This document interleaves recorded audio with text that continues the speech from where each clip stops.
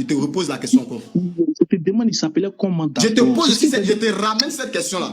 Est-ce que les enfants d'Israël qui étaient en Samarie, là, c'était eux qui étaient là au temps de Jésus, là? Je te ramène la question.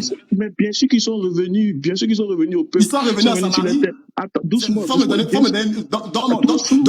l'histoire qui dit qu'ils sont revenus en Samarie. Regardez. Faut me donner, Faut pas faire les il faut me donner la source historique qui dit qu'ils sont revenus en Samarie. Il y a te donner la preuve qu'ils sont venus en Samarie. Il y a te donner la preuve qu'ils sont venus. Mais réponds à ma question d'abord. Ceux qui habitaient le peuple, les Israélites qui étaient là avant la déportation, comment les appeler? Tout ce qui était demandé. J'ai dit, je t'ai répondu, je t'ai très bien dit. C'est pas parce que tu habitais dans la Samarie. C'est pas parce que tu habitais dans la Samarie. Ils ont te répondre à quoi? J'ai dit, c'est pas avec moi que tu vas faire cette chose-là. J'ai dit, ceux qui habitaient dans la Samarie, qui étaient là, les enfants disaient qui habitaient dans la Samarie, ils étaient aussi. Alors, faut m'écouter. On les appelait comment? Va m'écouter, je suis en train de te répondre. Aïe! Je suis en train de te répondre. Je dis, ceux qui habitaient de la Samarie, comme on parle de la ville de Samarie, c'est les Samaritains, mais c'était les vrais Israélites qui étaient là-bas. Mais ils étaient enlevés, ils étaient pris et ils ont été envoyés loin de leur pays. C'est pour ça que je te dis. C'est pas ce que je t'ai demandé. Je t'ai pas demandé si vous étiez enlevés ou pas. Je te demande. Bon, attends, Israël, attends une fois. On va faire une chose simple. Regarde. On va faire une chose simple. Est-ce qu'on est d'accord qu'avant la déportation, le peuple d'Israël qui habitait la Samarie étaient appelés des Samaritains? Est-ce qu'on est d'accord? On les appelait les Samaritains. Est-ce que c'est ça d'abord? Oui, on les appelle aussi les Samaritains. Oui, vas-y. Voilà, doucement. J'ai dit, ça va petit à petit. Très bien. Après la déportation, au temps de Jésus, je veux savoir, quand il rencontre la femme samaritaine, si elle est venue, elle n'est pas samaritaine de souche, et qu'elle est païenne, est-ce qu'elle peut dire que Jacob est son père? C'est pour ça que je t'ai fait comprendre que dans Luc 17, là, Jésus appelait Samaritain un étranger. C'est simple. Je ne parle pas de ça. Écoute-moi, je suis en train de te répondre. Je t'ai donné l'historique. Je t'ai dit, ils se sont convertis. Ils se sont convertis à la tradition des Israélites. Ils ont commencé à faire des rites sacrificiels. Est-ce que... Ils se sont convertis. Dès que tu te convertis net, là, tu peux appeler à Jacob ton père. Parce que tu te convertis à ça. Attends, stop. Attends. Tu dis qu'ils se sont convertis comment on appelle ça, au judaïsme? C'est ça? Ils se sont convertis au judaïsme? Non, pas au judaïsme. Il faut m'écouter ce que je dis. Mais ils sont convertis à quoi? Ils se sont convertis à quoi? Faut m'écouter quand je parle. Quand on parle, faut écouter. Parce que, attends, faut m'écouter. Le judaïsme est venu plus tard. Le judaïsme est venu plus tard. Ça, on appelle le judaïsme. Attends, faut m'écouter. Faut écouter quand tu parles, non? Faut écouter aussi. Aïe. Faut pas chercher une fuite en avance. Je peux te démontrer que attends, faut te calmer. Tu as vu maintenant Matthieu 28, 18.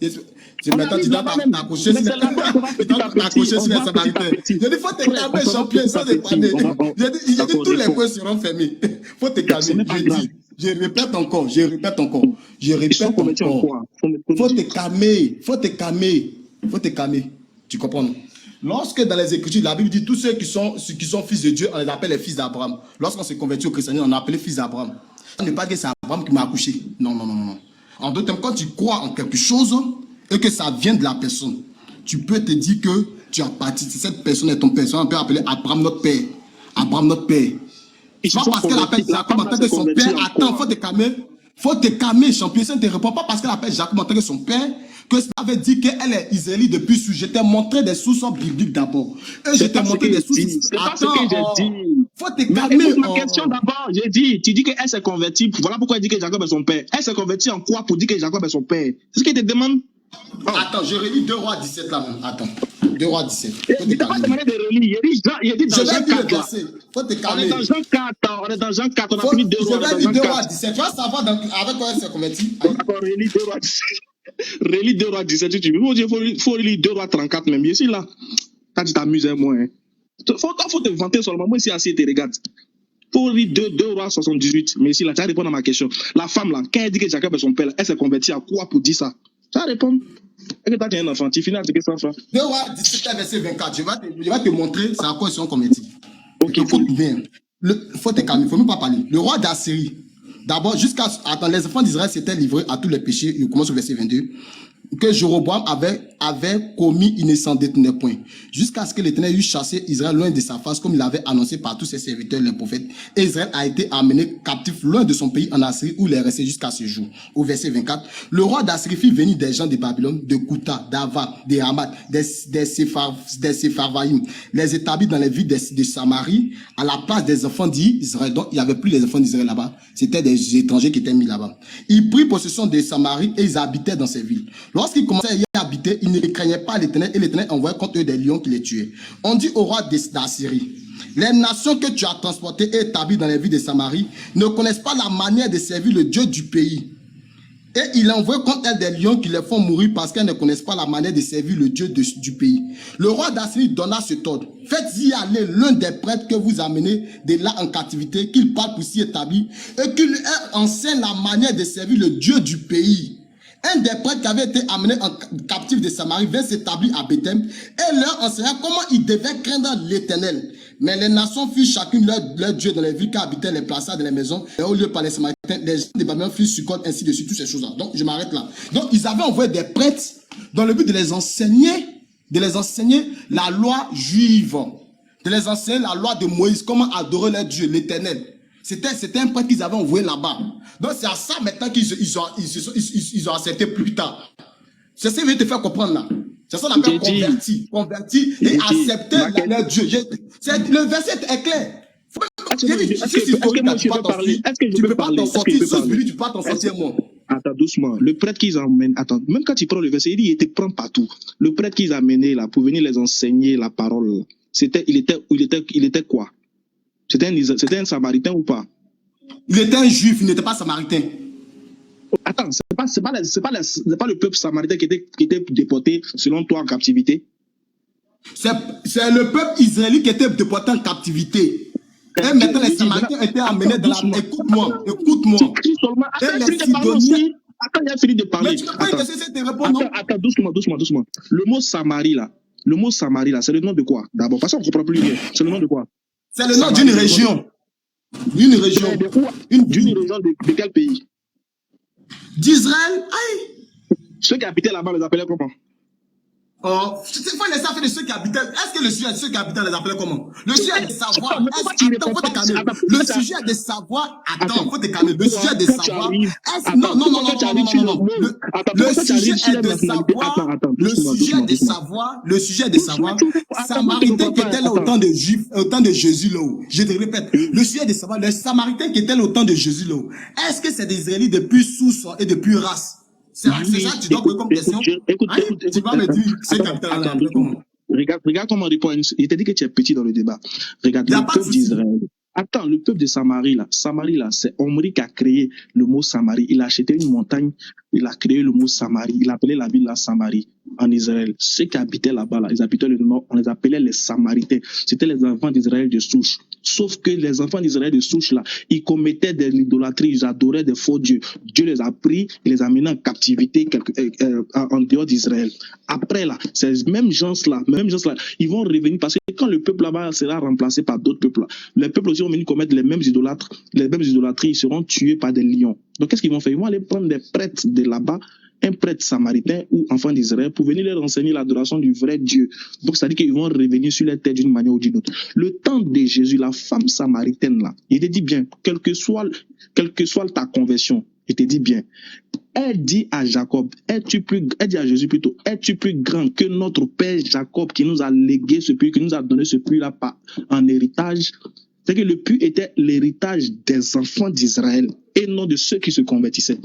Donc, quand la femme l'a dit, es-tu plus grand que notre père Jacob qui nous a légué ce puits là-haut? Est-ce que la femme là, elle est païenne ou bien l'enfant d'Israël quand elle dit que Jacob les a donné ce puits là comme héritage? C'est ça ma question.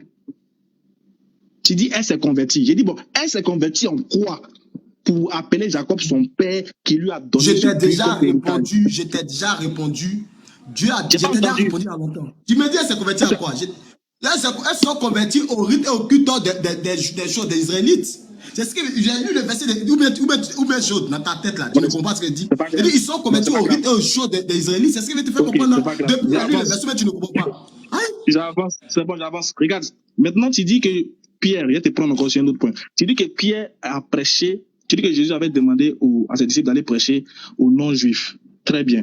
Alors, je te pose la question. Si Pierre est allé prêcher aux païens, et que ce païen-là, c'était Corneille, je te demande là, pourquoi les disciples se sont plaints à Pierre pour lui dire pourquoi tu t'es permis de rentrer chez un païen, sachant bien que l'ordre leur avait été déjà donné par Jésus dans Matthieu 28, 18. Pourquoi ils disent à Pierre, pourquoi tu t'es permis de rentrer là-bas? Si vraiment c'est Jésus qui les avait dit, écoute bien ma question, il ne faut pas aller ailleurs. Matthieu 28, 18, Jésus a dit d'aller prêcher par tout le monde. Non? Pourquoi quand Pierre est parti prêcher chez Corneille, selon toi, qui est un païen, pourquoi les disciples de Jésus se sont plaints? Que pourquoi Pierre est rentré chez un incirconcis? Attends, écoute-moi d'abord, il faut m'écouter. Ils ne se sont pas plaints. Le fait qu'il a présenté la parole à Corneille, c'est faux. Il faut écouter très bien. Il dit, faut même pas... La Bible a les mots sont clairs. C'est pas ma question. Oh, faut te calmer. C'est pas ma question. C'est pas ce qu'il a dit. C'est pas ce qu'il a dit. Tu sais, là, t'as dit. Tu veux modifier encore ta question. C'est pas ma question. C'est pas ma question. J'ai dit. Je n'ai pas dit que les apôtres sont plaints parce qu'il allait prêcher à Corneille. Ils ont dit, pourquoi tu t'es permis de rentrer chez un incirconcis? C'est ce qu'il veut savoir. Si vraiment Jésus leur avait donné l'autorisation de rentrer partout pour prêcher, pourquoi ils se sont plaints à Pierre qu'il est rentré là-bas? C'est ce qu'il te demande. Je suis en train de te répondre maintenant. Je suis en train de te répondre. Faut te calmer, champion. Jésus a donné l'autorisation de prêcher à toutes les nations et à tout le monde. Mais Jésus n'a pas dit d'entrer là-bas. Écoute d'abord, faut m'écouter. Je suis en train de te répondre. Faut m'écouter. Ferme ton micro et puis écoute-moi. Faut m'écouter. Ferme ton micro. Faut fermer ton micro. Faut m'écouter. Je suis en train de te parler. Je répète encore mes propos. Jésus a dit d'aller prêcher à toutes les... Faut te calmer, Salaka. Faut te calmer. Il a dit, faut m'écouter. Écoute-moi. Faut m'écouter. Faut te calmer. Jésus a dit, aller par tout le monde et prêcher la bonne nouvelle à toute la création. Maintenant, allez, avait dit quoi? Mais attends, je suis en train de te parler. Faut te calmer. Faut te calmer. Prends ton calme bien t'enseigner. Il faut boire de l'eau. Je suis en train de te parler. Je suis en train de parler. Je n'ai pas fini de parler. Voilà, merci. Quand Jésus leur dit d'aller prêcher à toute la création maintenant, le temps maintenant pour chose, il faut m'écouter, le temps maintenant pour les Juifs d'entrer maintenant chez les païens. Pierre maintenant va avoir une vision où Dieu va lui dire, il faut tuer puis manger, il faut tuer. Parce qu'eux là, ils n'ont pas eu cette vision. Ils n'ont pas eu cette vision. Ils peuvent présenter, c'est Pierre, avant Pierre, qu'on ait à présenter la parole à l'unique Éthiopien. Il était quoi? C'était pas un païen. Est-ce qu'il est entré dans sa maison? Non. Mais il a mangé avec lui, non. Il a présenté la parole à l'unique Éthiopien. Mais pour qu'il ne se soit pas offusqué le fait qu'on ait, plutôt, Philippe présente la parole à l'unique Éthiopien et puis c'est offusqué que Pierre rentre. Attends, je suis en train de parler. Quand tu parles, il prend le montant pour t'écouter, non? Il se fait la carte. C'est pas moi, il parle. On n'est pas au milieu des moustiques et des fourmis. Il faut me laisser, c'est en train de te parler. Faut pas te fâcher, c'est pas moi. Non, je ne suis pas fâché. Il faut te calmer. Quand il faut te parler, donner la parole. Je répète encore, ok, je répète encore mes propos, j'ai dit, comme le fait que Philippe est parti prêcher à Corneille, j'ai dit Corneille encore, à l'unique Éthiopien, aucun des disciples, aucun des apôtres ne s'est offusqué. Pourquoi? Parce qu'il n'est pas entré dans sa maison. C'est le fait que Pierre rentre dans la maison d'un étranger sur ça, parce que je disais qu'ils étaient encore sous la loi juive, sous la loi judaïque. Donc, ils ont dit, pourquoi? Je reprends le verset en disant, et lorsque Pierre fut monté à Jérusalem, les fidèles circoncis lui adressaient ses reproches. En disant, tu es entré chez des incirconcis et tu as mangé avec eux. Pourquoi? Parce que c'est interdit pour eux, dans leur coutume et dans leur tradition, d'entrer chez un circoncis et de manger avec eux. Première chose. Cela maintenant, Pierre va leur expliquer la vision qu'il a eue. Et maintenant, il va dire, Dieu m'a appris de ne pas faire acception de personne. Mais en toute nation, tous ceux qui les craignent et qui font sa parole, font ainsi de suite, mettent sa parole en pratique, ils peuvent être sauvés. Donc maintenant, c'est pour ça que je l'ai présenté. Qu'est-ce qu'ils ont fait? Ils se sont plus offusqués. Quand Pierre leur a expliqué de cette vision, ils ont commencé à glorifier Dieu de ce qu'un païen a reçu aussi le Saint-Esprit comme à eux. Ils ont commencé à glorifier Dieu parce qu'ils n'avaient pas compris. On leur a pas conseillé cela. Moi, tu ne vas pas conseiller cela dans ma foi. Je me disais que ça, c'était un péché. Mais maintenant, je vois Merci, que toi, tu le fais. est-ce que Donc, je moi, peux je suis répondre? offusqué, je viens te demander, et tu Je m'expliques, peux, quand Pierre a fini d'expliquer, ils ont commencé à applaudir. ok, C'est je qu'ils vais ont répondre. compris plus C'est tard bon la vision maintenant, tu qu'ils te ont commencé à répètes, applaudir. c'est bon maintenant. Ah, tu Hein? te répètes, ce matin, nous allons parler. Tiens, tu as de te répéter seulement. Voilà, les frères, voilà la catastrophe. Regardez bien, ils viennent de faire du soufisme. D'après eux, ils ont du sophisme, de quoi là. T'as vu que le problème là, c'est pas de se vanter, t'es fort, moi là, t'es un menteur, patati. T'as vu que toi, mais il t'a dit, tu maîtrises pas le sujet. Regarde, Jésus a dit, allez partout. Allez partout. Attends, on va lire. Il est menti ici.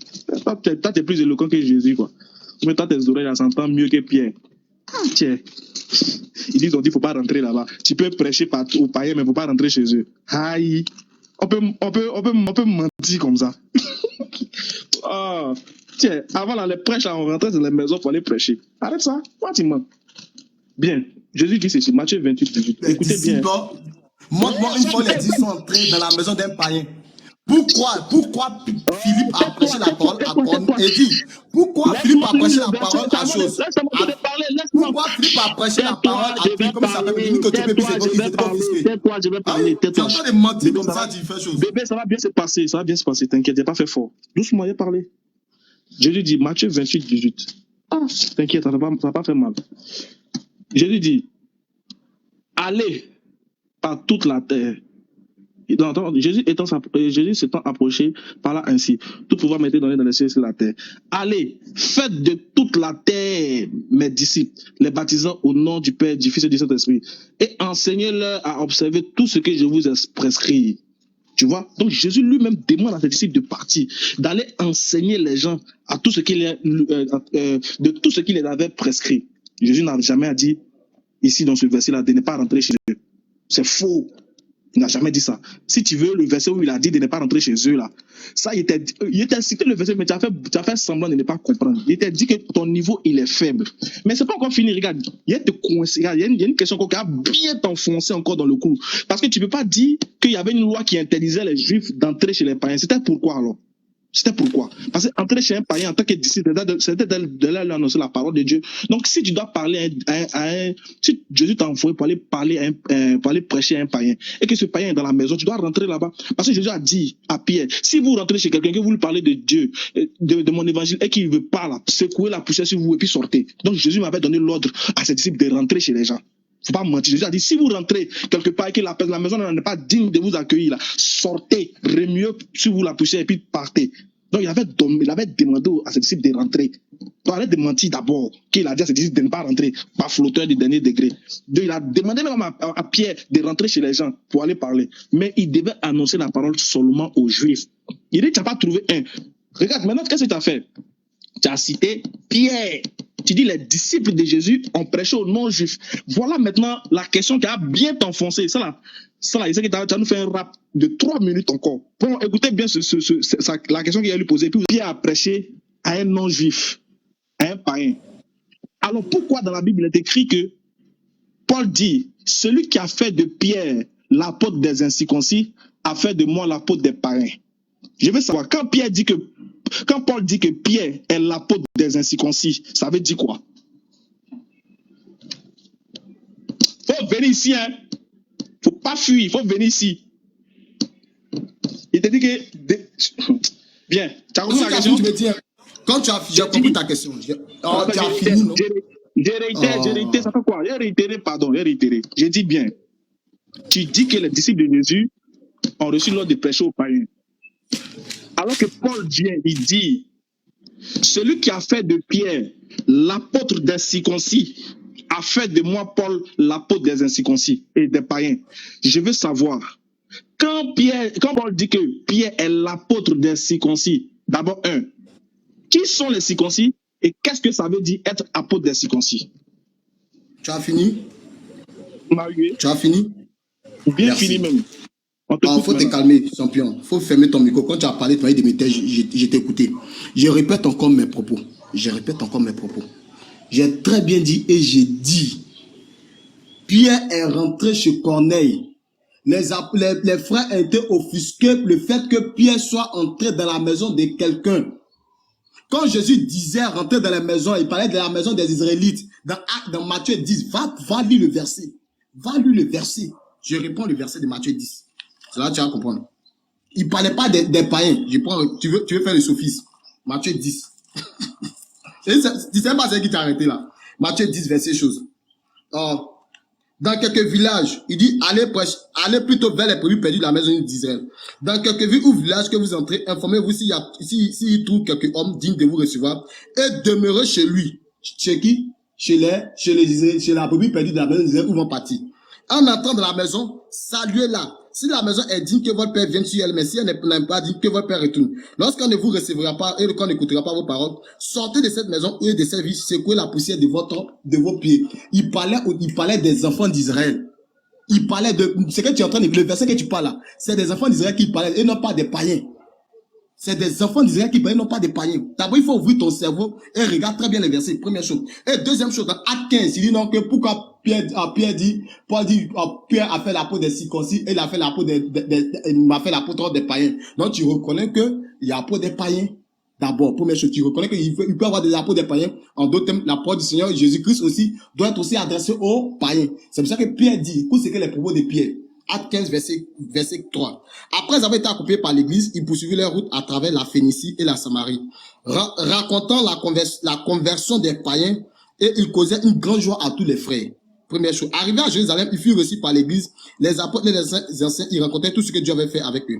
Alors, quelques-uns du parti des pharisiens qui avaient cru se levaient en disant qu'il fallait circoncire les païens. Il fallait circoncire les païens. Tu comprends? Dans l'église, il y avait des païens. Si c'était des juifs là, ils allaient se faire circoncire. Si c'était des juifs, ils allaient se faire circoncire. Mais pour qu'ils soient venus imposer la circoncision aux choses. Comme un juif ne va pas se faire circoncire, tu n'es pas... Attends, faut te calmer. Ferme ton micro. Faut fermer ton micro. Faut pas crier. Je suis en train de parler. Tu réponds pas à ma question. Je suis en train de répondre à ta question. Faut te calmer. Je suis en train de répondre à ta question. Quand je vais finir là, quand j'ai fini de parler, tu vas dire que je n'ai pas répondu à ta question. Quand je vais finir de parler... Non, faut pas me bloquer. Non, faut pas me bloquer. Faut pas me bloquer. Tu réponds pas à ma question. Je sais de faire comprendre aux gens que Corneille là, tu réponds pas à ma question. On veut simplement juste une réponse simple. Tu as parlé, je t'ai écouté. Tu as parlé, je t'ai écouté. Faut te calmer. Faut te calmer. Arrête de crier, d'abord. C'est à moi de parler. Faut te calmer, c'est à moi de parler. Faut fermer ton micro. Faut fermer ton micro. Faut fermer ton micro. Je ne vais pas fermer mon micro. Tu veux laver ton affront. Il vient de voir la circoncision des païens. Il veut modifier. Non, faut te calmer. Mais faut te calmer. C'est toi qui es bouillant parce que c'est moi qui ai la parole et tu veux t'introduire dedans. Faut te calmer. Faut te calmer. Je dis champion, faut te calmer. Laisse-moi finir de parler. Je répète encore. Alors quelques-uns des partis des pharisiens qui avaient cru se lever en disant qu'il fallait circoncire les païens et exiger l'observation de la loi de Moïse. S'ils étaient juifs là-haut, ils allaient se faire circoncire. Première chose. Mais pourquoi? Attends, faut te calmer. Je sais pourquoi. Est-ce qu'elle finit de lire? Je n'ai pas fini de lire. Est-ce qu'elle finit de lire? Je vais d'abord faire sortir, j'essaie de faire sortir la pensée puis te répondre. C'est ça. Attends, les apôtres et les anciens. Attends, faut te calmer, champion. Faut te calmer. Je te demande, tu lis quel chapitre? Acte 15. Acte chapitre 15. Je suis au verset 5. Alors, quelques-uns du parti des pharisiens qui avaient cru se levaient en disant qu'il fallait circoncire les païens et exiger l'observation de la loi de Moïse. Les apôtres et les anciens se réunirent pour examiner cette affaire. Une grande discussion s'étant engagée et Pierre se leva et leur dit, écoute maintenant les propos de Pierre maintenant. Écoute les propos de Pierre. Écoute, ils sont les parler des païens. Ils ne parlent pas des juifs même, ils parlent des païens. Écoute maintenant les propos de Pierre, c'est à ça que je vais venir. Une grande discussion s'est engagée et Pierre se leva et leur dit, homme frère, vous savez que dès le commencement, Dieu a fait un choix parmi vous, afin que par ma bouche, les païens entendissent la parole de l'évangile et qu'ils crussent. Les païens entendu la parole de l'évangile et qu'ils crussent, et que Dieu qui connaît les cœurs et leur a rendu témoin en leur donnant le Saint-Esprit comme à nous. Il n'a fait aucune différence entre nous et un purifié. Maintenant, donc, pourquoi tentez-vous Dieu en mettant sur le cou des disciples un jour que ni nos pères, ni nous n'avons supporté.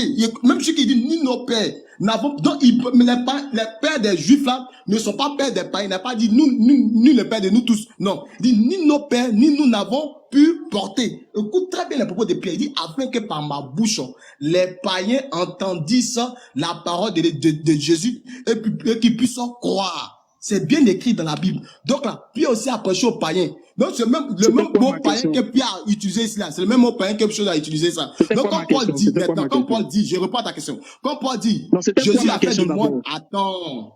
Je suis en train de te répondre. Je suis à la fin maintenant. Je suis à la fin. Je suis à la fin. Faut te calmer. Je suis à la fin. Je suis à la fin. Je suis à la fin comme toi.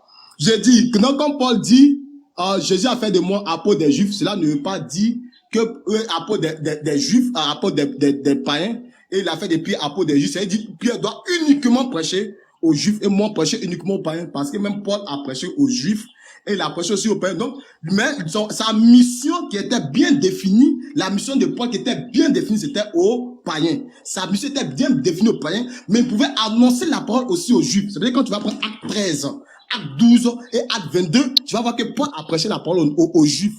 Et les Juifs, il y a certains Juifs qui ont accepté et d'autres Juifs ont refusé la parole. Faut bien lire dans Acte 13, verset 20. Tu vas voir que Paul a prêché aux Juifs. Il dit, c'est à vous, premièrement, vous les Juifs, que la parole de Dieu devait être annoncée. Mais vous jugez indien, vous me repoussez cela, je me tourne vers les païens aussi. C'est simple. Il faut bien lire les versets. Acte 22, lorsqu'il l'a attrapé, il est arrivé à Rome, il y avait des Juifs qui étaient là. Paul a présenté la parole aussi aux Juifs. Ça ne veut pas dire qu'il s'était uniquement. Non, est-ce que tu as fini? Tu dis tu finis, est-ce que tu as fini? Ok, merci maintenant. Il t'a dit que moi, là, il te rend fou. Tu as crié non, mais il te reprend. Ma question était simple. Quand Paul dit que celui qui a fait de Pierre l'apôtre des circoncis a fait de moi l'apôtre des païens, je veux savoir, est-ce que ici, Paul, qu'est-ce que veut dire circoncis? Qui sont les circoncis ici? Pardon, il faut répondre question-réponse. Qui sont les circoncis ici? Je ramène. Est-ce que cela veut dire que Paul n'a jamais prêché aux Juifs? C'est pas ce que je t'ai demandé. J'ai dit quand il dit, regarde, j'ai dit bien, regarde, il dit, celui qui a fait de moi l'apôtre des incirconcis, plutôt l'apôtre, celui qui a fait de Pierre l'apôtre des circoncis, a fait de moi, Paul, l'apôtre des incirconcis, ou du moins l'apôtre des païens. Ma question est simple. Quand Paul dit que lui est l'apôtre des païens, il dit que Pierre est l'apôtre de qui? Je dis, moi je te ramène la question. Je te ramène aussi une question. Je dis, moi je t'ai expliqué, je t'ai dit depuis longtemps, depuis là, quand il laissé la parole. J'ai dit, cela ne veut pas dire. Écoute-moi. Quand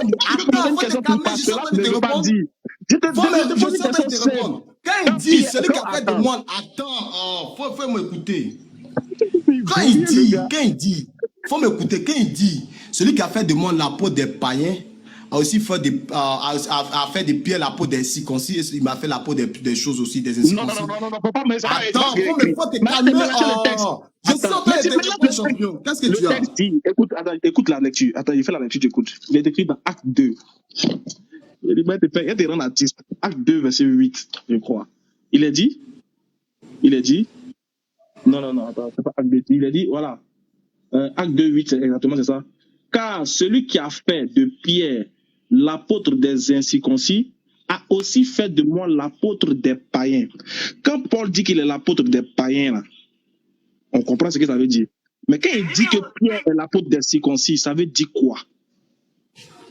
Ismaël Aka, quand il dit, je répète encore ma question, je répète encore ma réponse plutôt, quand il dit que Pierre est l'apôtre des circoncis, c'est dire l'apôtre des Juifs. Et quand il dit l'apôtre des païens, c'est dire l'apôtre des non-Juifs. Mais là, je te ramène aussi une question. Attends, faut te calmer. Est-ce que cela veut dire que la prédication s'arrête-t-il uniquement aux Juifs et aux païens? Merci. Paul n'a-t-il pas parlé? Attends, faut te calmer. Tu as posé une question, laisse-moi répondre. Avant que tu répondes, c'est ce que tu me fais. Tu as posé, laisse-moi répondre. C'est quoi tu fais? Ok, vas-y. Tu as posé, laisse-moi répondre. Voilà. Alhamdoulilah. Les frères, vous voyez que le frère, il est coincé et il trouve maintenant il veut trouver un échappatoire, mais tout est bouché. Regarde, celui qui a fait de Paul l'apôtre des païens, c'est pour qu'il aille prêcher aux païens. C'est clair. Si c'est pas Pierre qui a été apôtre des païens, comment Pierre va aller annoncer l'évangile aux païens alors qu'il n'est pas l'apôtre des païens? Donc, ce qui veut dire que le mandat de Pierre était pour les circoncis. Voilà pourquoi il t'a demandé. Quand Paul lui-même te dit, car celui qui a fait de Pierre l'apôtre des circoncis a aussi fait de moi l'apôtre des païens, ce qui veut dire de base, de facto, que Pierre, il était uniquement apôtre pour les juifs. Parce que c'est les juifs qui sont appelés les circoncis. Mais vu qu'il y avait des incirconcis qui sont là, qui doivent aussi recevoir de la part de Dieu la parole, voilà pourquoi, selon le texte, c'est Paul qui est devenu l'apôtre des incirconcis. Mais est-ce que Paul était disciple de Jésus parmi les 12 qu'il a envoyés dans Matthieu 28, 18? Non. Tu as cité Acte 15. Merci d'avoir pris Acte 15.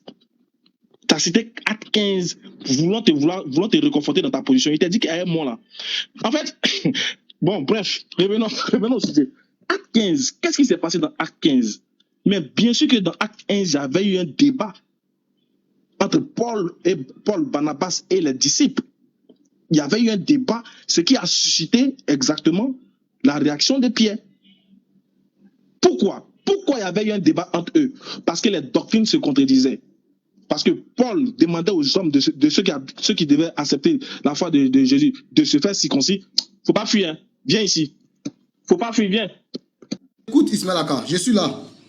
Ouais, mais tu bugs, tu vois. Non, je bug pas, je suis en train de chercher un verset. Faut finir de chercher le verset. J'ai ma Bible avec moi. J'ai ma Bible avec moi, donc quand je cherche un verset, je prends mes temps pour garder. Donc je t'écoute, vas-y. Voilà. Donc, j'étais disant très bien que, il t'a dit que si Paul te confirme que lui-même il est l'apôtre des païens, cela veut dire que l'apôtre des juifs est bel et bien Pierre. Et ça là, c'est simple. Voilà pourquoi il t'a dit. Et puis regarde, tu as dit que quand Jésus a dit à Pierre d'entrer chez les gens, et que si les gens refusent la parole, ils doivent secouer les vêtements et de sortir, et que cela, il parlait seulement aux juifs. Il parlait seulement des enfants d'Israël. Mais fin du débat. Bon, quand tu fais ça, ça me gêne. Faut venir ici. Tu fuis pourquoi même? J'ai dit, je t'écoute. Mais quand tu fais ça là, est-ce que tu m'attends et il parle? Je t'entends. Non, je t'entends, sérieux, je t'entends. Ah, ok, c'est pas. Est-ce que tu m'entends pas? Je t'entends. Très bien. Quand tu me dis de revenir, je reviens là, je t'entends. Voilà. Tu as dit ici que quand Jésus a dit à ses disciples de rentrer dans les villes, de rentrer dans les maisons pour aller annoncer la parole, et que si on leur refusait la parole, de sortir, de remuer les vêtements, tu as dit clairement ici qu'il s'agissait uniquement des juifs. C'est ça ou c'est pas ça? Tu me dis là, je continue. Tu as exactement dit ça ou pas? Tu as fini? Si tu as fini, quand tu as fini, peut t'attendre. Je veux juste la confirmation pour continuer. Faut te calmer, champion. Si tu finis de poser ta question, je réponds et puis prends la parole. Non, j'ai pas fini, mais je veux juste que tu confirmes ça seulement. Non. Mais pourquoi j'ai dit ça? Pourquoi j'ai dit ça? Tu as dit ça ou pas? Mais pourquoi j'ai dit ça? Faut me poser la question. Pourquoi j'ai dit ça? C'est parce que tu as dit, Jésus avait dit, attends. Je demande, est-ce que tu as dit ça vraiment? Oui, j'ai dit ça, mais il y a quel problème? Ça me suffit, voilà. Tu as dit ça, tu dis oui, tu as dit exactement que Jésus avait envoyé Pierre seulement de rentrer dans les maisons juives pour aller parler, et que c'est des juifs seulement il parlait. Alors ouvre la Bible, montre-moi où Jésus a dit à Pierre de rentrer aussi chez les non-juifs et puis de leur prêcher la parole. Montre-moi où Jésus a dit à Pierre. Écoute-moi. Faut fermer. Ferme ton micro, je vais parler. Mais il finit même pas, mais tu es pressé comme ça. Il te pose une question simple. C'est Jésus qui a dit à Pierre, il faut rentrer chez les Juifs selon toi. Il a dit à Pierre, rentre chez les Juifs, va parler avec eux. Maintenant, je te pose la question. S'il a dit à Pierre de rentrer chez les Juifs, c'est qu'il a interdit à Pierre de ne pas rentrer chez les non-Juifs. Ok, s'il n'a pas interdit à Pierre de ne pas, s'il a bien dit à Pierre de ne pas rentrer chez les non-Juifs, je veux savoir sur quel ordre maintenant Pierre va rentrer chez les Juifs et chez les non-Juifs. Si quel ordre Pierre va rentrer chez les Juifs? Est-ce de Matthieu 28, 18 ou bien d'un autre ordre? Faut te calmer, je suis en train de te répondre. Faut te calmer. Ferme ton micro et puis écoute-moi. Très bien. Je t'ai posé une simple question. La simple question, ça, tu as tourné, je t'ai demandé, est-ce que le fait qu'il ait dit que celui qui a fait de moi l'apôtre des Juifs a fait de Pierre l'apôtre des païens, cela veut dire uniquement que Paul doit prêcher uniquement aux païens et Pierre doit prêcher uniquement aux Juifs? C'est la question. Tu as tourné même. Écoute très bien, Acte 21, verset 21. Il faut écouter. par rapport à Paul, est-ce qu'il a prêché la parole aux Juifs? Dans Acte 13, c'est écrit dans Acte, je vais prendre Acte 21, verset 21. Acte 21, après les avoir salués, au verset 19, il racontait en détail ce que Dieu avait fait au milieu des païens par son ministère. C'est Paul qui dit ça. Quand il lui a entendu, il glorifiait Dieu, puis il dit, tu vois frère, combien de milliers de Juifs ont cru et tous sont zélés pour la loi. Tu vois frère, combien de milliers de Juifs ont cru et tous sont zélés pour la loi. Il y a des Juifs qui ont cru au christianisme, mais ils ne sont pas écartés de la loi. Première chose. Or, ils ont appris, toi Paul, ils ont appris que toi Paul, tu enseignes à tous les Juifs qui sont parmi les païens à renoncer à Moïse, leur disant de ne pas circoncire les enfants et de ne pas se conformer aux coutumes. C'est Paul qui dit que Jésus a fait de moi la peau des païens. Pourquoi il va présenter la parole aux Juifs et non pas aux païens? Dans ce verset de Acte 21, verset 21. Acte 13 encore. Je vais prendre Acte 13. Écoute encore. Toi, tu t'amuses. Où tu es tombé là? Tu as parti tes dents. Acte 13. Verset chose. Verset 13. Paul et ses copains s'étaient embarqués parfois se rendirent en Pamphylie. Jean se sépara d'eux. Je vais prendre chose. Après la lecture des pères, ils poursuivirent leur route et ils arrivaient en Antioche. Après la lecture de la loi des prophètes, les chefs des synagogues leur envoyaient hommes frères. Si vous avez quelques exhortations adressées au parler. Paul se leva, ayant fait signe de la main, et il dit, hommes israélites, et vous qui craignez Dieu, écoutez, le Dieu de ce peuple. Donc Paul est en train de parler aux Juifs, aux Israélites. Il va parler jusqu'à... Il va leur donner l'histoire de tout le peuple. Mais Dieu l'a ressuscité des morts, ainsi de suite. Et nous vous annonçons cette bonne nouvelle. Donc Paul qui a dit, celui qui a fait de moi la peau des païens, a fait de Pierre la peau des Juifs, en train de présenter, de prêcher la parole de Jésus aux Juifs ici. Il est apparu pendant plusieurs jours à ceux qui étaient montés à Jérusalem, de la Galilée et qui sont maintenant son témoins. Nous vous annonçons cette bonne nouvelle que la promesse faite à nos pères, Dieu l'a accomplie pour nous leurs enfants et en restant Jésus selon ce qui est écrit dans les psaumes, dans le psaume 2e. Donc Paul va les parler. Il y a certains juifs qui vont accepter. Il y a d'autres juifs aussi qui vont refuser. Et je vais lire le verset. Ainsi, prenez garde qu'il ne vous arrive pas ce que des prophètes, lorsqu'ils sortirent, on les pria de parler le sabbat suivant. Et à l'issue de l'assemblée, beaucoup de juifs et de prosélytes pieux suivirent Paul et Barnabas qui s'entêtaient avec eux et les exhortaient à rester attachés à la grâce de Dieu. Donc ici, là, beaucoup de juifs ont cru à Paul. Mais il y a un autre groupe de juifs qui ne vont pas croire. Le verset chose maintenant. Les juifs, voyant la foule, furent remplis de jalousie. Ils s'opposaient à ce que disait Paul en le conduisant, en l'injuriant. Paul et Barnabas leur dirent avec assurance, c'est à vous premièrement, vous les juifs, que la parole de Dieu devait être annoncée. Mais puisque vous les repoussez, que vous jugez vous-même indignes de la vie éternelle, voici nous tournons vers les païens. Donc ils sont allés convertir les païens.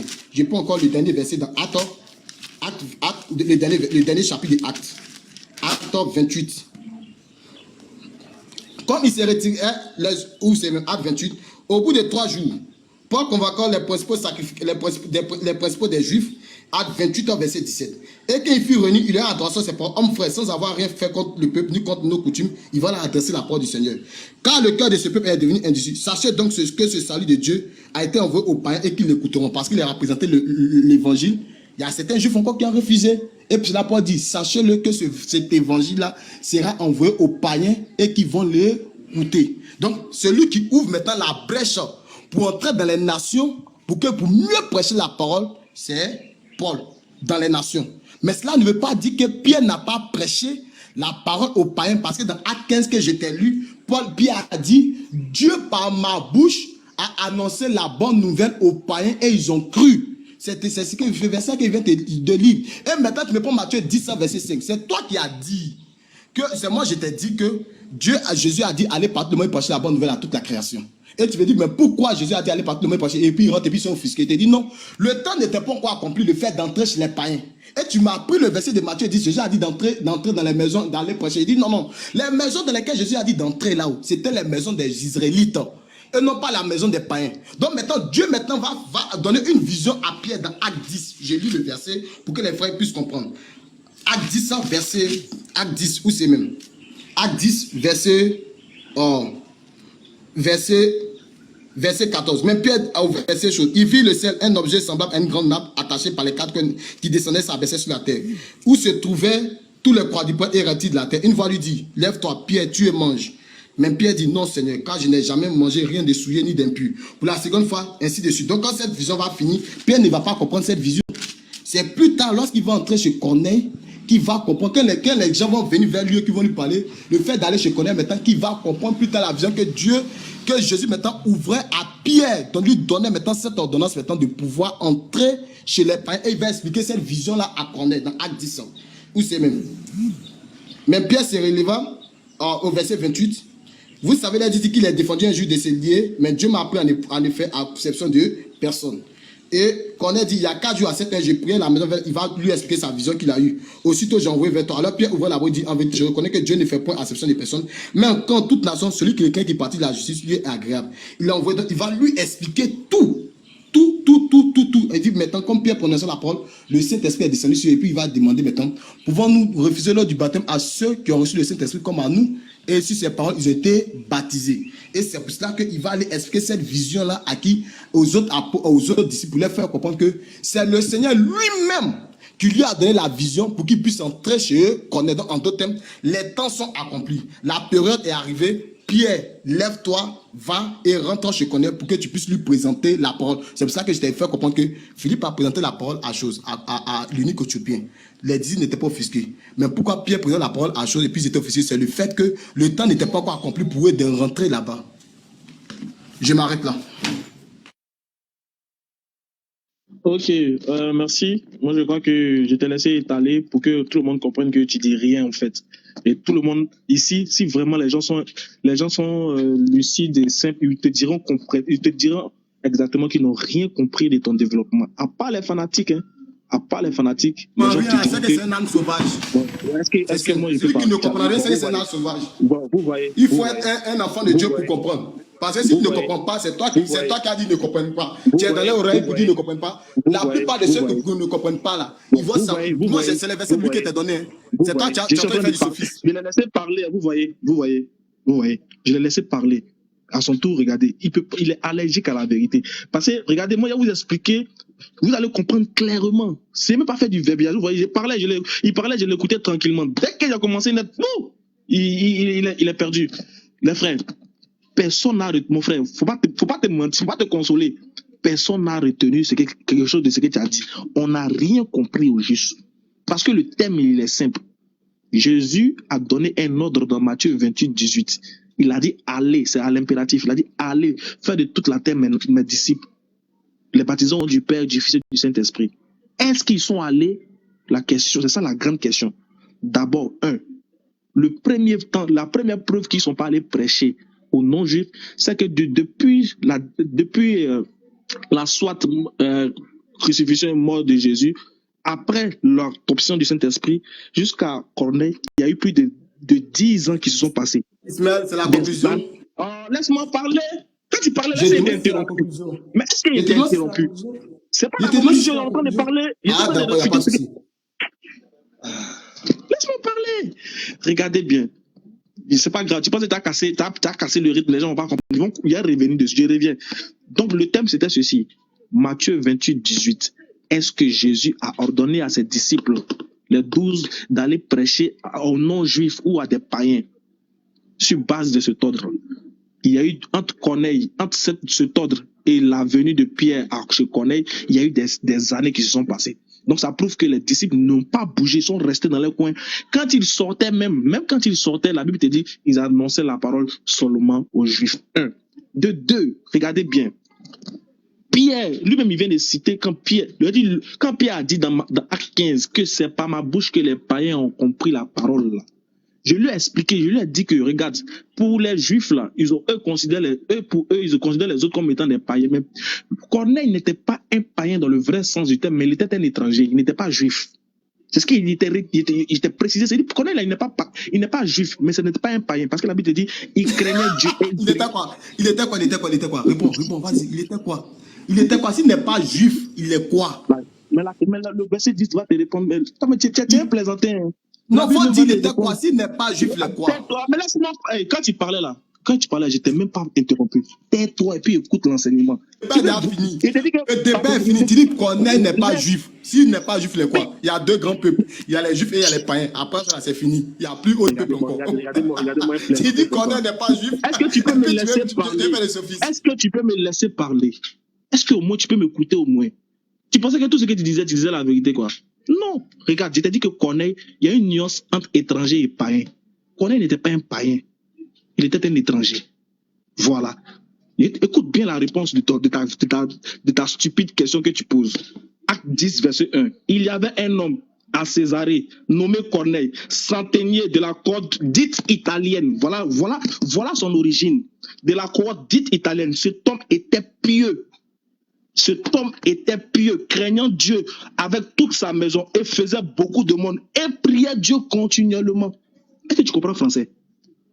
Toi, tu confonds le fait d'être juif et puis le fait d'être étranger. C'est un étranger, il n'était pas juif, mais c'était un croyant, il croyait en Dieu.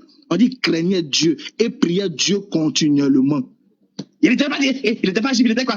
C'est des questions stupides, de bas niveau, bas classe. Il était même KO même avec un simple verset. Un païen. Donc je continue. Il n'était pas un païen. Non, Je te pose une question. Tu vas continuer. Tu dis il était. Il y a une différence. Donne-nous la différence. Attends, faut te calmer. Donne-nous la différence entre étranger et païen. Non, quand tu parles de la différence étranger et païen. Quand tu parlais, je me suis muté. Quand tu parlais, je me suis muté. Tais-toi. Quand tu parlais, là, je me suis muté. Faut nous donner la différence étranger et païen. Nous, on veut comprendre. Tu t'étais. Plaisantin, tu me dis, donne-moi la définition des païens maintenant. Païens, c'est les gens qui n'adorent pas Dieu, qui adorent des idoles. C'est eux qui sont considérés comme des païens. Tais-toi! Ah, d'accord. Païens, c'est des personnes qui n'adorent pas Dieu, quoi. Ah, d'accord, j'ai compris. Laisse-moi parler, mais regardez, il m'interrompt. Il ne veut pas que je continue mon développement. Laisse-moi enseigner les gens vont comprendre clair. Si tu t'étais, tu vas voir, les gens vont tout comprendre. Regardez, tu poses des petites questions pour brouiller les pistes, pensant que tu ouvres ta bouche encore, il te corrige avec un verset encore. Regardez-moi ça. Tu vois tes questions bêtes que tu poses, ça peut me distraire. Laisse-moi, on va continuer. Les gens m'entendent. Il y a une différence entre étranger et païen, non? C'est ça, non? Laisse-moi parler. Tiens. Laisse-moi parler. Ah. Tiens. Il était jure, le gars là. Donc, dans Matthieu 28, 18, Jésus a donné l'ordre à ses disciples d'aller prêcher sa parole qu'on appelle ça, à toute la terre. Mais bizarrement, les disciples sont restés, ils n'ont pas prêché. Ils ne sont pas allés prêcher à un juif. Ça n'existe pas. Ils n'ont pas prêché à un juif. Il a fallu des années après que un des disciples de Jésus reçoive une vision de la part de Dieu, lui montrant des aliments impurs et purs, et lui demandant de manger ces aliments impurs. Pierre va dire à Dieu, mais je n'ai jamais consommé de quelque chose d'impur. Comment est-ce que tu peux me demander ça? Du coup, dans la vision, Pierre se posant la question, mais quelle était cette vision-là? Pendant qu'il s'est posé la question, un ange va venir lui parler, lui expliquer va venir lui donner un ordre. Et l'ange aussi, le même ange va aller chez Corneille, cet homme-là qui craignait Dieu, qui était pieux et qui priait Dieu continuellement, lui et toute sa maison, pour lui dire que tu vas recevoir un homme qui s'appelle Pierre. Donc, il faut préparer ta maison. Voilà comment Pierre va se rendre chez Corneille sous vision de Dieu pour lui dire qu'il doit aller parler à Corneille. Voilà comment, pour la première fois, Pierre va se permettre de rentrer chez quelqu'un qui n'est pas juif et non païen, dans le vrai sens du terme. Du coup, là, Pierre rentre chez Corneille pour lui dire, dès qu'il rentre, écoutez bien la parole qu'il a dit, lui-même il vient de lire le verset, mais sans s'en rendre compte, il ne sait pas qu'il vient de se couler avec le verset. Regarde, Pierre lui dit ceci, vous savez qu'il a interdit à un juif de se lier à un étranger. Il dit bien, vous savez bien qu'il interdit à un juif de se lier à un étranger. Mais qui leur a interdit ça? Qui leur a interdit ça? Qui leur a donné cette interdiction-là? Pourquoi, si vraiment Jésus l'avait dit de partir, écoutez bien les hommes intelligents, ceux dont les paupières du discernement ne tombent pas. Si Jésus avait ordonné à Pierre d'aller prêcher aux païens et aux non-juifs, pourquoi Pierre va leur dire, vous savez qu'il est interdit de rentrer ici? Mais pourquoi on va t'interdire de rentrer quelque part alors qu'on t'envoie là-bas? Pierre lui-même dit, attends, il dit ceci, vous savez très bien qu'il est interdit. Vous savez, leur dit-il, qu'il est défendu à un juif de se lier à un étranger ou d'entrer chez lui. Mais Dieu m'a appris à ne pas regarder aucun homme comme comme souillé et impur. Dieu m'a montré à ne pas regarder un homme comme étant souillé et impur. Pourquoi? Parce que pour les Juifs, pour les enfants d'Israël, eux, quand tu n'es pas juif, ils te voyaient comme un homme impur, comme un homme souillé. Quand tu n'es pas juif. Voilà comment il voyait les gens. Or, Corneille était un homme qui craignait Dieu, qui priait continuellement. Donc, Dieu voulait montrer à Pierre que ce n'est pas eux seulement qui étaient destinés comme étant des hommes, des véritables adorateurs et des gens qui étaient purs. Il voulait montrer aussi que non, d'autres personnes aussi étaient considérées comme étant des hommes purs, des hommes pieux. Ne vous voyez pas supérieurs, ne voyez pas les autres comme étant impurs. Voilà pourquoi il va l'amener à rentrer chez quelqu'un qui est étranger. Il dit, vous savez qu'il est interdit à un juif de rentrer chez un étranger et de se lier à lui. Pourquoi? Parce qu'on les avait interdit ça. C'était l'ordre qu'ils avaient reçu, eux les disciples. Voilà pourquoi quand Pierre va prendre la parole dans Acte 15, quand il aura le débat, lui, avec Paul, il va dire, vous savez que c'est par ma bouche que les païens ont entendu la première fois la parole de Dieu. Parce que pour eux, là, quand tu n'es pas juif, tu étais considéré comme étant étranger ou encore impur ou encore païen. Dieu a enlevé ça dans l'œil de Pierre. Maintenant, j'ai dit, si Pierre était un apôtre envoyé aux païens, Paul n'allait pas dire, je dis bien, Paul n'allait pas dire, celui qui a fait de Pierre l'apôtre des circoncis a fait de moi l'apôtre des païens. Alors que si il dit ça, c'est que Pierre est déjà l'apôtre des païens, ou même Pierre a déjà prêché aux païens. Lui, Paul ne peut pas se taguer d'être les apôtres des païens, alors qu'il y a déjà un autre apôtre qui a déjà prêché aux païens. Ça fait 2. 3. Les disciples de Jésus ne peuvent pas venir se plaindre à Pierre que pourquoi tu t'es permis d'entrer chez un non-juif et puis tu as mangé avec lui, sachant bien qu'ils avaient reçu cet ordre-là d'aller prêcher aux non-juifs aussi. 4. Pierre n'allait pas attendre des années, il n'allait pas attendre d'abord une vision avant de se rendre chez Corneille. Si vraiment l'ordre lui avait été donné par Jésus dans Matthieu 28, verset 18, il n'allait pas attendre une vision d'abord de Dieu avant de se rendre là-bas. Non seulement il n'allait pas attendre des années, de 2, il n'allait pas attendre une vision de la part de Dieu d'abord avant de l'orienter chez Corneille. C'est pour ça qu'il te dit que le débat là, tu n'as pas le niveau. Donc tout démontre que les disciples de Jésus, là, aucun d'eux, le seul qui a fait l'exception même d'aller chez un étranger qui craignait Dieu, qui adorait Dieu, ce seul-là, quand il a fait l'exception de mettre son pied là-bas, il a été demandé des comptes devant les disciples. Fin. Si vraiment Jésus les avait dit, allez-y partout là, ils n'allaient jamais se poser la question et ils n'allaient jamais s'indigner et ils allaient avant. Et puis d'abord, dès qu'ils ont reçu le Saint-Esprit là, ils allaient partir chez les non-juifs pour prêcher. On allait voir en train de partir chez les non-juifs pour prêcher. Toi, tu as cité les Grecs. Il était corrigé sur les Grecs. Il t'a dit que les Grecs étaient les Zélélistes, les enfants d'Israël habitant la Judée qui étaient appelés des Zélélistes ou des Grecs. Tu as corrigé là-bas. Tu as cité l'eunuque éthiopien. Voilà. J'ai fini sur ça. L'eunuque éthiopien. Non, j'ai pas fini. J'ai pas fini. Les frères, il a cité l'eunuque éthiopien. Je vais vous donner l'argument de l'eunuque éthiopien. Là, s'ils viennent encore vous citer ça, là, vous les frappez avec ça encore. Prenez Ésaïe 11, verset 11. Vous allez comprendre. On va lire ensemble. Ésaïe 11, 11. Toi, un enfant, comment t'as venu faire ce débat là, moi. Tout ce que tu peux dire, il te frapper, il te casser ta dent, voilà ma dent, ils ont donné mes pains actuellement. On va lire ensemble. Ésaïe 11, 11. Vous pouvez voir le titre. Le titre d'Ésaïe 11, 11, ça parle des temps messianiques. C'est écrit le temps messianique. Ésaïe 11, 11. Qu'est-ce qu'il est dit là-bas? Dans ces temps-là, c'est une prophétie, hein. Écoutez bien. C'est une prophétie que Dieu annonce en ce qui concerne les enfants d'Israël. Dans ces temps, le Seigneur étendra une seconde fois sa main pour racheter le reste de son peuple. Pour racheter le reste de son peuple. Dispersé en Assyrie. Donc, il y avait des enfants d'Israël qui étaient dispersés en Assyrie. Et en Égypte.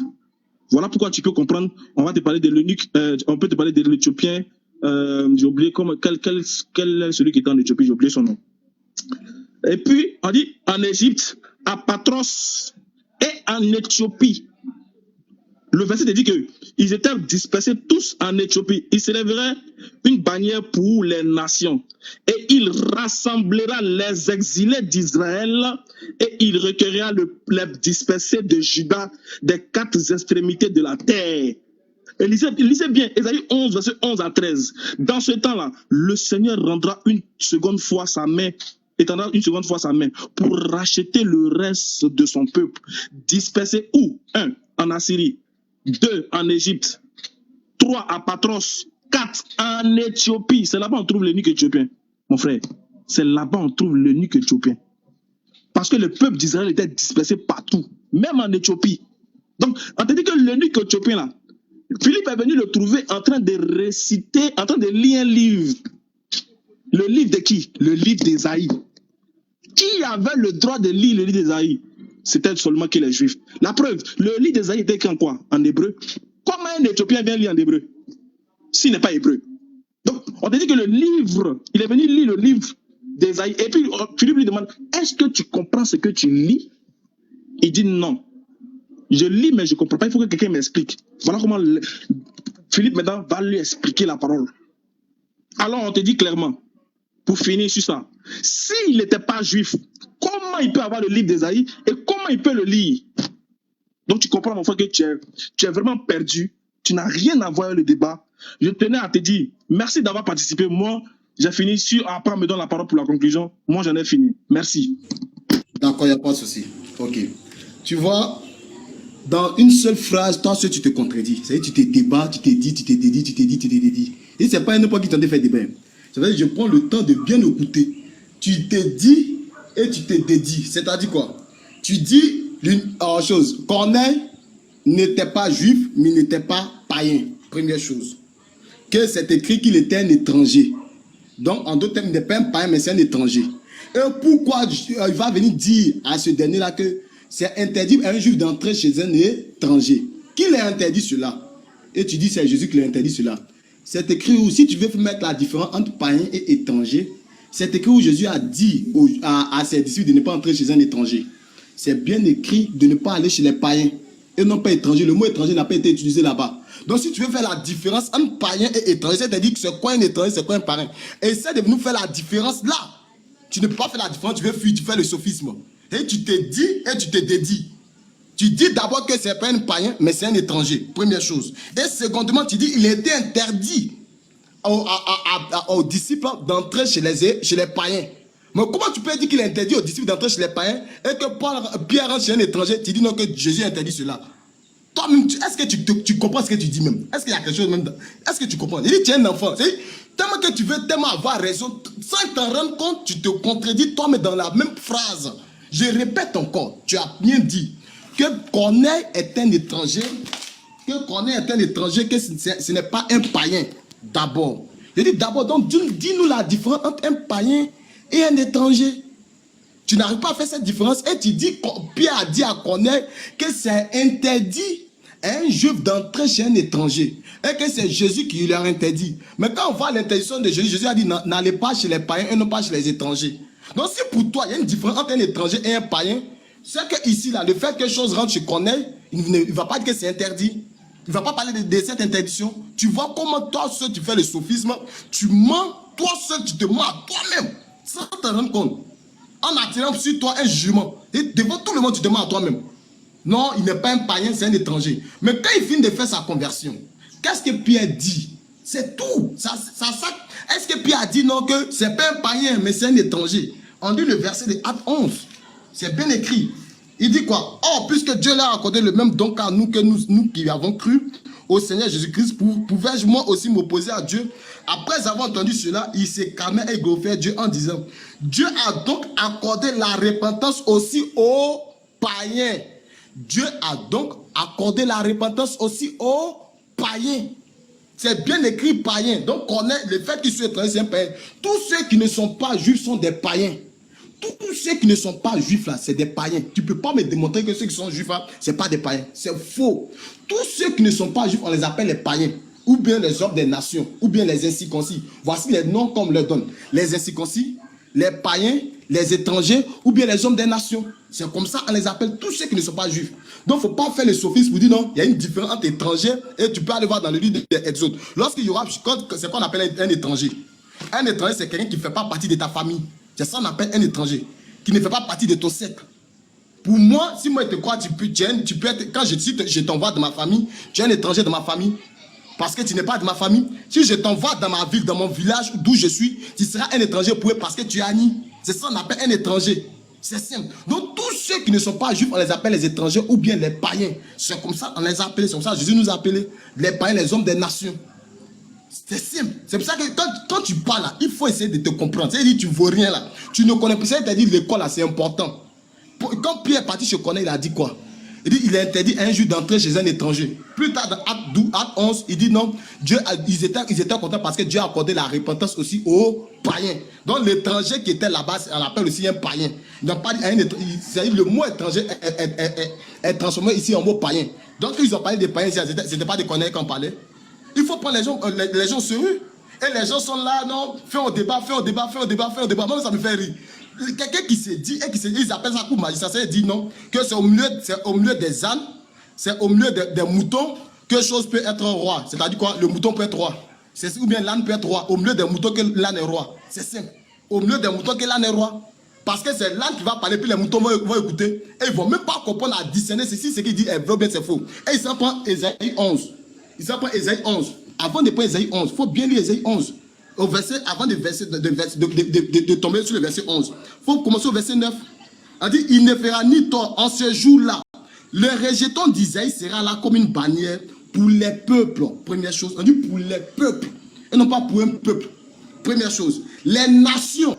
En d'autres termes, toutes les nations se tourneront vers lui et la gloire sera sa demeure. Donc quand ce temps-là va se passer maintenant, qu'est-ce que Dieu va faire maintenant?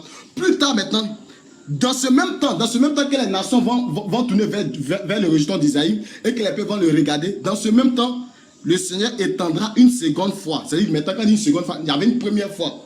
La première fois et maintenant une seconde fois, sa main pour racheter le reste de son peuple. Donc maintenant on parle ici des deux peuples, on parle ici des nations et on parle ici le reste de son peuple dispersé. Où son peuple était dispersé? Ça en Assyrie, en Égypte et à Patros en Éthiopie. Vous savez, quand tu vas prendre Ésaïe 50 en TVA, tu fais comprendre qu'en ce moment-là, les Égyptiens, on va les appeler peuple de Dieu. Les Éthiopiens, on va les appeler peuple de Dieu. Et les Syriens seront appelés aussi peuple de Dieu. C'est ce qui est écrit dans les Écritures. Les Égyptiens seront appelés peuple de Dieu. Ils vont dire, l'Égypte, mon peuple, l'Assyrie, l'œuvre de ma main, et Israël, mon héritage. Tu peux aller chercher ça dans Ésaïe. Égypte, mon peuple, l'Assyrie, c'est en ce moment, lorsque les gens vont se retourner vers le rejeton d'Isaïe, qui est Jésus-Christ.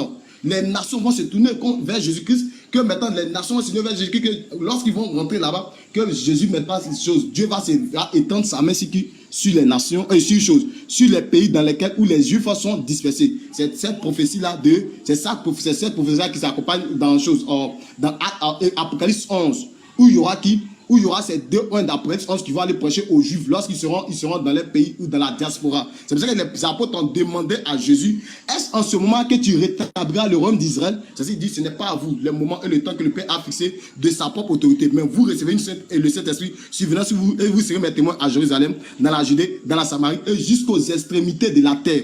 Et non pas pour aller pour... Non. Le temps pour les Juifs là, c'est fermé. C'est que tu vas prendre dans Romains 11, Paul va te dire, Dieu a-t-il rejeté son peuple? Il dit, loin de là. Mais par leur rejet, le salut est accessible aux païens, aux nations. Donc actuellement, c'est nous qui croyons. Le peuple juif est fermé. Mais plus tard, lorsque nous avons fini de croire, Dieu va faire quoi? Va se retourner vers son peuple, vers ses nations, dans le but que maintenant, il puisse faire quoi?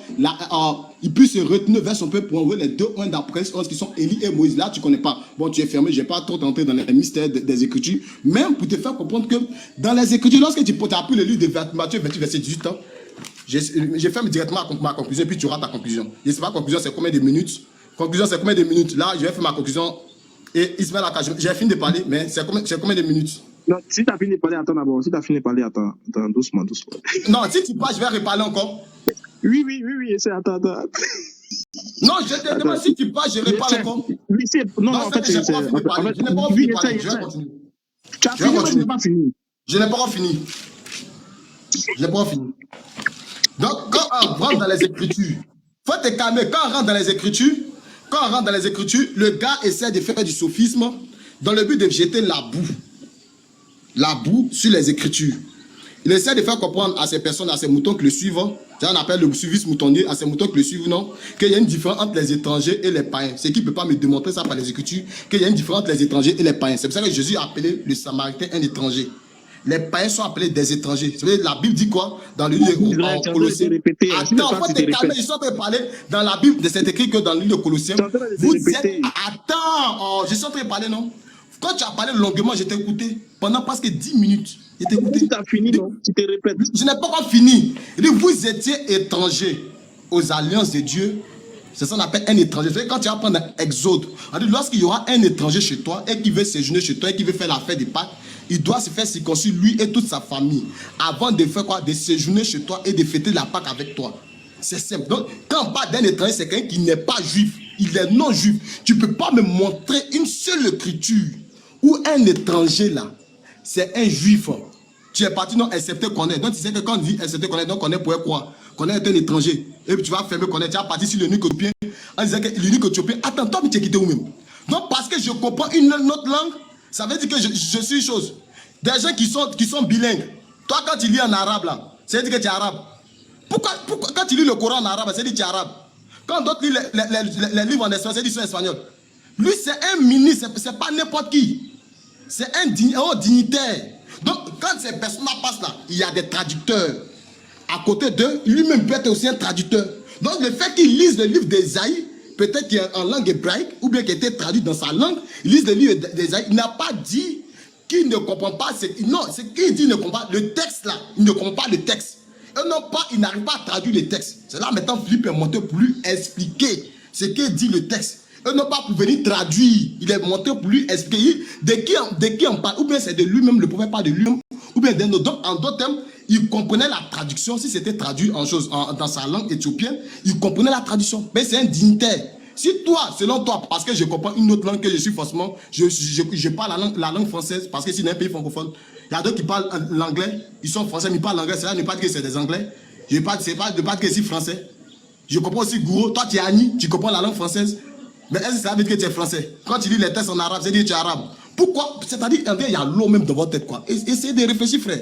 Non, pourquoi il peut, s'il n'est pas hébreu, pour qu'il peut lire un texte en langue hébraïque. Ou bien, c'est-à-dire, il y a passoire, c'est-à-dire, dans votre chose là, il y a passoire dans votre cerveau là, quoi. Réfléchissez un peu. Je peux ne pas être d'un pays et je vais comprendre la langue de ce pays. Ça veut dire que Paul pouvait parler en grec, il pouvait parler l'égyptien. Ils ont demandé à Paul, tu connais les grecs? Il dit, je sais. En d'autres termes, il sait parler grec, il sait parler la langue grecque. Ça veut dire que Paul était grec. Et essayez de réfléchir, les frères. Je m'arrête là. Les frères, ne vous inquiétez pas, les injures, c'est quand il n'y a plus d'arguments, c'est tout, ne vous en faites pas. En fait, il te donné encore l'occasion de bien nous insulter encore. Voilà, tu as bien rappé encore. Regarde, on va revenir sur le mot païen. Voilà. Il dit, aujourd'hui, là, quand tu as quitté là, tu as insulté nos parents, même, tu as insulté nos ancêtres, nos parents. C'est pas grave, on ne se fâche pas, on est là, pire. Voilà, c'est pas quand on met aussi. La question, quand tu me disais que tu vaux rien, que tu es nul, tu es petit dans le débat, c'est la même chose qu'il n'y a pas soin, c'est la même propos là. Il n'a pas insulté les chrétiens. Bon, ça est toi et Titi. Ça n'a rien à voir. Bref, c'est pas grave. Nous, ça nous plaît même, c'est pas grave. Regarde, je te poser une question. Moi, je t'ai dit que étranger, il y a une différence entre étranger et puis païen. Je dis païen là. Dans le vrai sens du terme, c'est celui qui n'adore pas le véritable Dieu, qui adore les idoles. C'est lui qu'on appelle païen. Maintenant, pour les Juifs, ils considéraient les autres tribus étrangères comme étant des, on va dire, des peuples impurs, en d'autres termes, des païens, parce qu'ils ne sont pas Juifs. Maintenant, je vais te poser une question, bref et simple. Reviens ici, s'il te plaît. Fais bien insulter nos parents. Voilà. Je vais savoir clair, une question simple. Oh, mais viens même. Doucement, voilà. Je vais savoir bien. Corneille.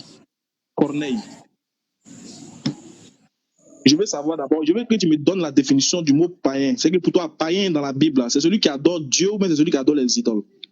Je te réponds rapidement. Païen, je te réponds rapidement. Selon le sens étymologique du mot païen là, païen c'est tous ceux qui ne sont pas juifs. C'est eux qu'on appelle païens. D'abord, tous ceux qui ne sont pas juifs là, on les appelle païens. En d'autres termes, on peut les appeler les incirconcis ou bien les étrangers. C'est simple, ça on appelle païen. Ça c'est le sens étymologique, ça vient des mots égoïsme. C'est tous ceux qui ne sont pas juifs. C'est simple. Ça c'est le sens étymologique même du mot païen. C'est ce que je vais te faire comprendre là. Ok, donc attends, païen, c'est pas des personnes qui pratiquent des religions polythéistes de l'Antiquité, c'est pas eux. C'est pas ceux qui font le polythéisme qui sont appelés païens. Dis les païens là, moi là, pour les juifs, face aux juifs devant Dieu, moi c'est pas des juifs. Il n'y a pas de juifs. Je dis, le mot païen, même, moi je te demande le mot païen là, ça signifie quoi? C'est pas ceux qui adorent les idoles? des polythéistes, c'est pas qu'on appelle les Je païens. dis païens, c'est tous ceux qui ne sont pas juifs. C'est ça, je dis païens. Tu peux être, écoute-moi d'abord. Tu peux être, parce que chez les juifs, les gens pourraient se lever. Je suis en train de te répondre. Les gens pourraient se lever de toutes les nations. Ça me suffit. Ça me suffit. Ok, Ça me vas-y. suffit. Les païens, c'est tous ceux qui sont pas juifs. Et ils sont païens. Mais ils sont pas, d'accord. Ils sont pas païens. Moi, ils sont pas païens dans le sens de ne pas être des adorateurs du véritable Dieu. C'est-à-dire, tu peux adorer, donc tu es en train de me dire, tu peux adorer le vrai Dieu, mais tu es païen quand même. C'est ça? Ah, quelque chose. L'unique Éthiopie était un païen, Corneille était un païen, mais quand même, il craignait Dieu. Ah, ok. Donc, tu peux adorer Dieu, mais tu es un païen. C'est ça? Tu es un païen. Ah. Et je peux te montrer les versets à l'appui. Ça va. C'est qu'il y a une nuance, en fait. C'est que tu adores Dieu, mais tu es païen. Il n'y a pas de souci. C'est ça, on a compris. Est-ce que tu es d'accord, mais tu n'es pas d'accord? Attends. Quand tu ris là, est-ce que tu es d'accord? Attends. Je dis, moi, je peux te donner les versets. Non, avant de rire là, quand tu vas rire, quand tu fais ton rire, je ne sais que tu n'es pas d'accord. Pourquoi tu ris? Attends, je ris, ça me plaît. Ça peut être ta question me plaît, c'est tout. Faut pas te fâcher, tonton. Ma réponse, mais ta question. Non, ta réponse me plaît. Voilà pourquoi il rit. Voilà. Donc, tu dis que tu adores Dieu, mais comme tu n'es pas juif, tu es païen. Donc, moi, je veux savoir, est-ce que toi, tu es juif? Moi, je ne suis pas juif. Je ne suis pas juif. Est-ce que tu es païen? Oui, je suis païen. Ça, on nous appelle les païens, les hommes des nations. Je peux te montrer les versets. Je peux te montrer les versets. Mais qu'est-ce qu'il y a? Mais il est fou. Je dis, je suis païen. Je suis païen, je te montre les versets. Mais qu'est-ce qu'il y a? Être païen, c'est être non. Il dit, est-ce que toi tu es juif? Il dit non.